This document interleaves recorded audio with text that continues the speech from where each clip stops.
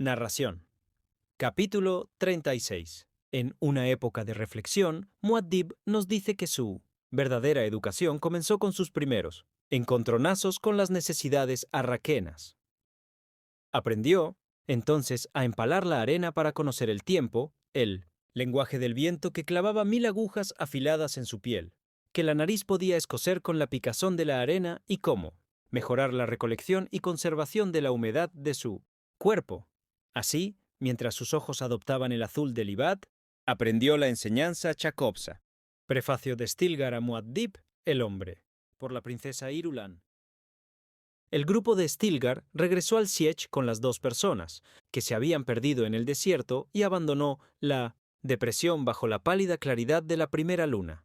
Las siluetas embosadas en túnicas se apresuraron cuando el Ichenchichionto, olor de su hogar, llegó a sus fosas nasales. A sus espaldas, la línea gris del alba brillaba más, lo que en su calendario del horizonte significaba que estaban a mediados de otoño. El Meducaproc. Al pie de la muralla rocosa, las hojas amontonadas por los niños del Sietch revoloteaban al viento, pero el ruido del grupo al pasar no se distinguía de los típicos rumores de la noche, a excepción de alguna torpeza ocasional de Paul o de su madre.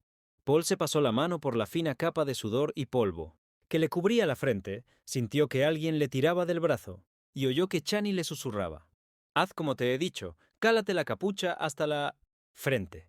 Solo puedes dejar los ojos al descubierto, si no, estarás desperdiciando humedad». Alguien pidió silencio detrás de ellos. «El desierto os oye». Un pájaro gorjeó en las rocas que había a mucha altura, sobre ellos. El grupo se detuvo y Paul sintió una tensión repentina. Resonó un golpe sordo entre las rocas, un sonido que no era más intenso del producido por un ratón que saltase en la arena. El pájaro volvió a gorjear. Un estremecimiento recorrió las filas del grupo. Volvieron a oírse aquellos golpes sordos que parecían obra de un ratón. El pájaro gorjeó por tercera vez. El grupo reanudó su ascensión hacia una hendidura en 1900 las rocas, pero el extraño silencio que se había apoderado de la manera de respirar de los Fremen puso a Paul en estado de alerta. Sintió miradas fugaces en dirección a Chani y cómo ella las ignoraba y se encerraba en sí misma. Ahora pisaban en roca. El rumor de las túnicas era suave, y Paul sintió que se relajaba la disciplina. Pero los demás seguían tratando a Chani con la misma frialdad. Se limitó a seguir a una figura humana envuelta en sombras, peldaños, un giro, más peldaños, un túnel, 2 puertas selladoras de ellos, humedad y, al fin, un pasadizo estrecho iluminado por un globo con paredes y techo de piedra amarillenta. Paul vio que los Fremen que lo rodeaban empezaban a quitarse las capuchas, los tampones y a respirar hondo. Alguien suspiró. Paul buscó a Chani, pero se dio cuenta de que ya no estaba a su lado. Los cuerpos embozados en túnicas que lo rodeaban lo empujaban de un lado a otro. Alguien lo empujó sin querer. «Perdona, Usul», le dijo. «Vaya carrera. Siempre igual». A su izquierda, el rostro delgado y barbudo del que se llamaba Farok se giró hacia él. La negrura de las cuencas y Itzu Enyi, la oscuridad de sus ojos azules, parecían aún más tenebrosas a la luz amarilla de los globos. «Quítate la capucha, Usul», le indicó Farok. «Estás en casa», ayudó a Paul soltándole la capucha mientras con los hombros le hacía un poco de espacio a su alrededor. Paul se quitó los tampones de la nariz y luego el deflector de la boca. Le llegó el olor del lugar, a cuerpos sin asear, a boeleche, exhalaciones destiladas de residuos reciclados, a los efluvios de la humanidad adulterados por la especia y sus emanaciones. «¿A qué esperamos, Farok?», preguntó Paul. «A la reverenda madre, creo. ¿No has oído el mensaje? Pobre Chani». «Pobre Chani», pensó Paul. Miró a su alrededor y se preguntó dónde estaría y también dónde se encontraría su madre entre la multitud. Farok respiró hondo. «El aroma del hogar», dijo. Paul observó que el hombre disfrutaba de verdad de la pestilencia del aire, que no había ironía alguna en su voz. Oyó toser a su madre y luego su voz le llegó a través de los cuerpos apelotonados. «Qué intensos son los olores de tu Sietch, Stilgar. Veo que hacéis muchas cosas con la especia. Papel, plásticos». ¿Y eso no son explosivos químicos? ¿Lo reconoces por el olor?, preguntó otro hombre. Y Paul comprendió que su madre le hablaba a él, que intentaba conseguir que aceptara rápidamente ese asalto a sus fosas nasales. La inquietud empezó a agitar la parte delantera del grupo, y una profunda inspiración pareció recorrer a los Fremen. Paul oyó voces ahogadas detrás de él. Entonces es cierto. Liet ha muerto. Liet, pensó Paul, y luego, Chani, hija de Liet. Las piezas parecieron encajar en su mente. Liet era el nombre Fremen del planetólogo. Paul miró a Farok. ¿Os referís al Liet que nosotros conocemos como Kynes?, preguntó. Solo hay un Liet, dijo Farok. Paul se giró y su mirada recorrió a los Fremen junto a él. Entonces, Liet Kynes ha muerto, pensó. Ha sido una traición de los Harkonnen, exclamó alguien. Han hecho que parezca un accidente. Perdido. En el desierto. Un tóptero estrellado. Paul sintió que lo invadía la rabia. El hombre que les había ofrecido su amistad, que los había salvado de la casa. De los Harkonnen, aquel que había enviado a las cohortes, Fremen, en busca de dos criaturas perdidas en el desierto. Se había convertido en otra víctima de los Harkonnen. ¿Ya siente Usul la sed de venganza?, preguntó Farok. Antes de que Paul pudiera responder, alguien dio una orden en voz baja y el grupo al completo avanzó hacia una caverna más amplia y arrastró a Paul. De repente, se encontró en un espacio abierto frente a Stilgar y a una mujer desconocida envuelta en un vestido cruzado y holgado de un naranja y verde resplandecientes. Llevaba los brazos al descubierto hasta los hombros, y Paul se dio cuenta de que no vestía de estiltraje. Tenía la piel de un tono pálido y oliváceo. Sus cabellos oscuros estaban peinados hacia atrás, desde su frente, y le marcaban aún más sus prominentes pómulos y la nariz aguileña que destacaban, bajo la densa oscuridad de sus ojos. Se giró hacia él y Paul vio que de sus orejas colgaban anillos dorados entremezclados con medidas de agua. ¿Este es el que ha vencido a mi Jamis?, preguntó. Silencio, Hara, dijo Stilgar. Fue Jamis quien le desafió. Fue él quien invocó el Tahadi al-Burhan. Pero no es más que un muchacho, dijo ella. Agitó la cabeza con brusquedad e hizo tintinear las medidas de agua. ¿Mis hijos son huérfanos por culpa de otro niño? Seguro que ha sido un accidente. Usul, ¿cuántos años tienes?, preguntó Stilgar. 15 años estándar, dijo Paul. La mirada de Stilgar recorrió el grupo reunido ante ellos. ¿Hay alguno entre vosotros que quiera desafiarme? Silencio. Stilgar miró a la mujer. Y yo no le desafiaré hasta que no haya aprendido su extraño arte. Ella le devolvió la mirada. Pero, ¿has visto a la extraña mujer que ha ido con Chani a ver a la reverenda madre?, preguntó Stilgar. Es una no Freinsaiyadina, la madre de este muchacho. Madre e hijo. Son maestros en ese extraño arte de combatir.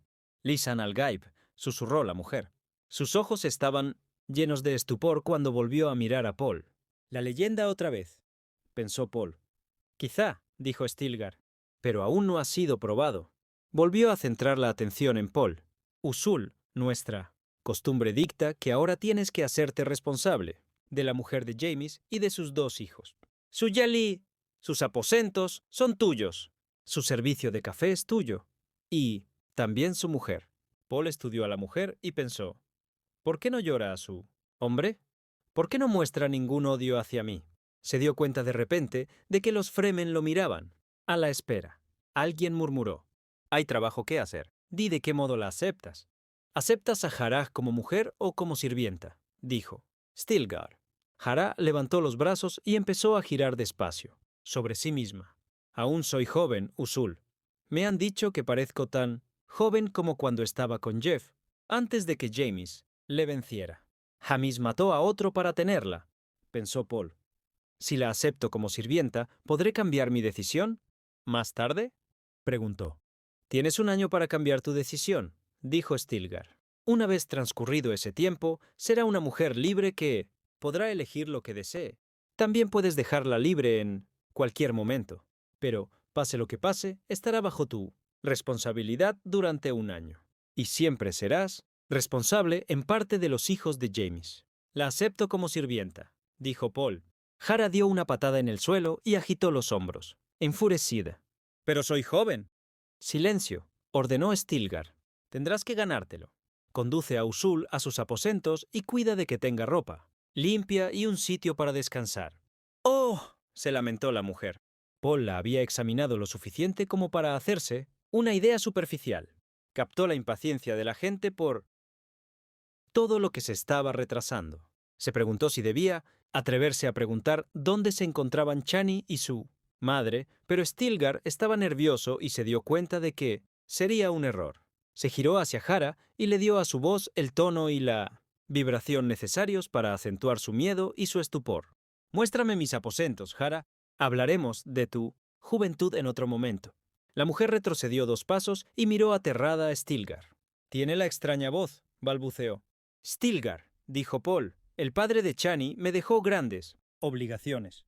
Si hay algo, se decidirá en consejo, dijo Stilgar. ¿Podrás hablar? Entonces. Inclinó la cabeza para despedirse, se giró y se alejó con los demás. Paul tocó el brazo de Hara y sintió que tenía la piel fría y que temblaba. No te haré ningún daño, Hara. Muéstrame nuestros aposentos, dijo con un tono de voz relajante. ¿No me rechazarás cuando haya transcurrido el año?, preguntó la mujer. Sé que ya no soy tan joven. Mientras viva, tendrás un lugar a mi lado, dijo él. Le Nyenodjisintó soltó el brazo. Venga, ¿dónde están nuestros aposentos? Hara se dio la vuelta, le condujo por el pasillo y giró a la derecha en un cruce para llegar a un amplio pasillo, iluminado por la luz amarilla de unos globos colocados a intervalos regulares. El suelo de piedra era liso y sin el menor rastro de arena. Paul se adelantó hasta colocarse junto a ella y examinó el perfil aguileño de la mujer mientras caminaban. ¿No me odias, Hara? ¿Por qué tendría que odiarte? La mujer señaló con la cabeza a un grupo de niños que los observaban desde el saliente elevado de un pasillo lateral. Paul entrevió a algunos adultos detrás de los niños, ocultos por cortinajes de tela poco tupida, porque vencía Jamis. Stilgar ha dicho que se realizó la ceremonia y que eres amigo de Jamis. Lo miró de soslayo.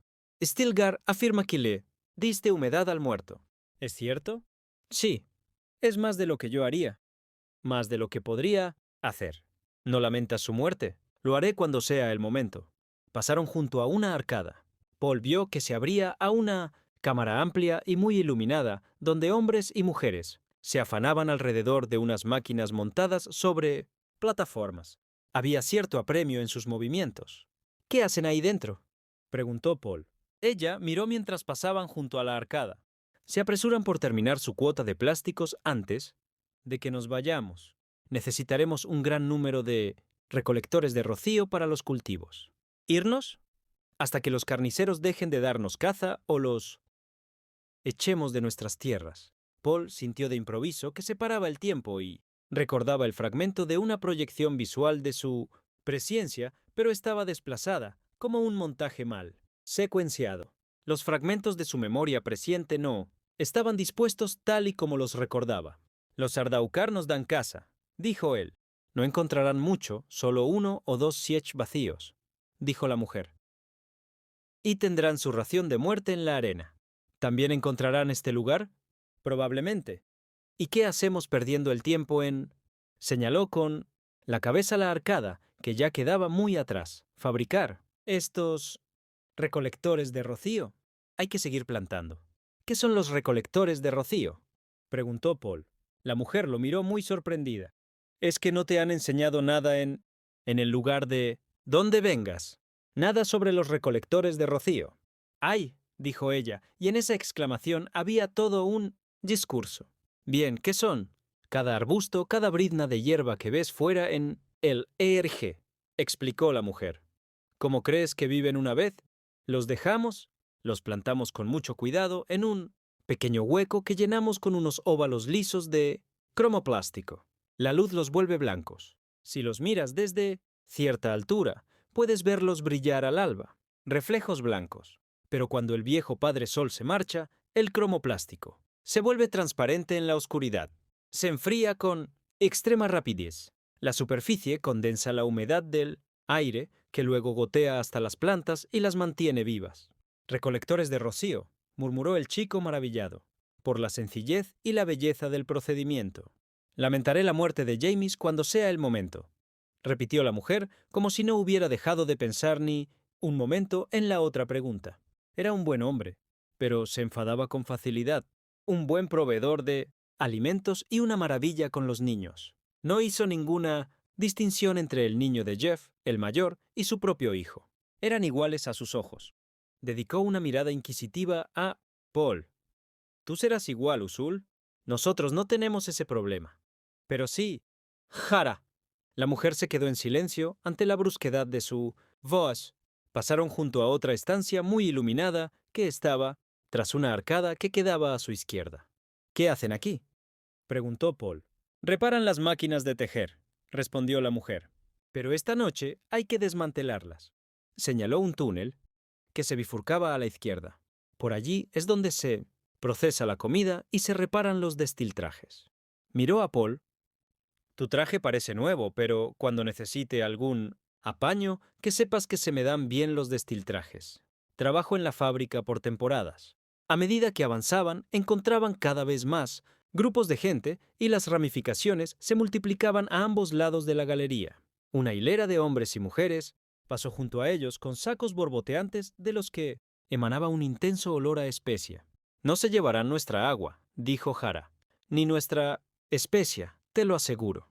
Paul miró a través de las aberturas en las paredes del túnel, muchas de las cuales estaban cubiertas por pesadas cortinas de tela fijadas a salientes de roca, y vio estancias amplias con muros revestidos de tapices de colores vivos y con almohadones apilados. La gente del interior se quedaba en silencio cuando ellos se aproximaban y seguían a Paul, con miradas indomables. «A la gente le resulta raro que hayas vencido a James», explicó Jara. «Probablemente se te ponga a prueba, cuando estemos instalados en un nuevo siege». «No me gusta matar», dijo él. «Eso nos ha dicho Stilgar», dijo ella, pero no consiguió reprimir la incredulidad de su voz. Se alzaron ante ellos unos cantos estridentes. Llegaron a una abertura lateral más amplia que las que Paul había visto hasta ahora. Frenó el paso y vio que se trataba de una estancia llena de niños sentados con las piernas cruzadas, en el suelo recubierto de una moqueta granate. En la pared del fondo había una mujer envuelta en una túnica amarilla junto a una pizarra y con un estilo proyector. En una mano. La pizarra estaba llena de dibujos, círculos, ángulos y curvas, cuadrados, líneas onduladas y arcos, cortados por líneas paralelas. La mujer señalaba los dibujos uno tras otro tan rápido como le permitía el estilo, y los niños respondían al ritmo del movimiento de su mano. Paul oyó cómo las voces se perdían en la distancia detrás de él mientras avanzaba con Jara hacia las profundidades del siege. «Árbol», recitaban los niños. «Árbol, hierba, duna. Viento, montaña, colina, fuego, relámpago, roca, rocas. Polvo, arena, calor, refugio, calor, lleno, invierno, frío, vacío, erosión, verano, caverna, día, tensión, luna, noche, cobertera, marea de arena, pendiente, plantación, gavilla». «¿Seguís con las clases en un momento así?», preguntó Paul. El rostro de Jara se ensombreció y el dolor asomó en su voz. «Es lo que Liet nos ha enseñado. No podemos detenernos ni un solo instante. Liet está muerto, pero no. Puede ser olvidado. Así lo quiere el Chakopsa». Cruzó el túnel hacia la izquierda, subió a una cornisa en Tseorisyon-Tusiku. La roca apartó una cortina naranja y se echó a un lado. «Tu yali está listo, Usul». Paul vaciló antes de reunirse con ella en la cornisa. Sintió una súbita reticencia a quedarse a solas con esa mujer.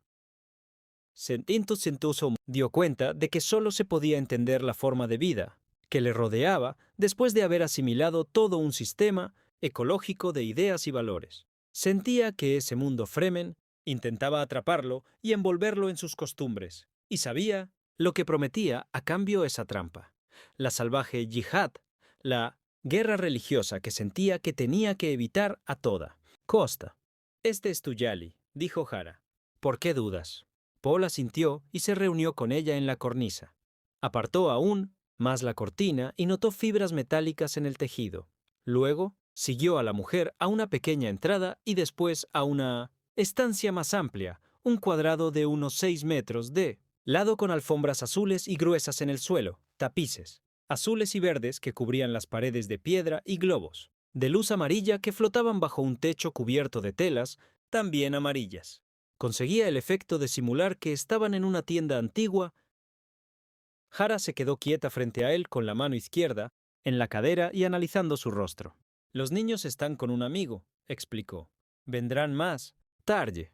Paul disimuló su incomodidad examinando la estancia de 1950. Un vistazo rápido.